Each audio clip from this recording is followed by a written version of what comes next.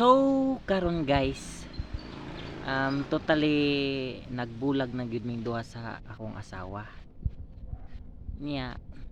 Dawat sab nako kay syempre pag dili na gyud ganahan nimo ang usa ka tawo, dili na nimo gukdon oy, magsayang lang niya.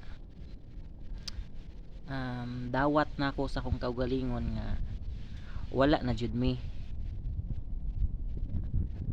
nya. Dawat nako nga na siya lain ug unta ang akong pangayoon lang, unta ampingan lang siya sa kung kinsa man tong bag-o niya karon.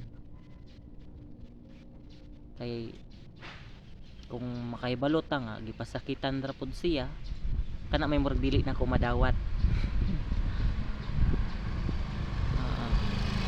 Amping nya kanya-kanya na gud ta, di ba? Nana man ang life. Kita-kits sa sunod nga video.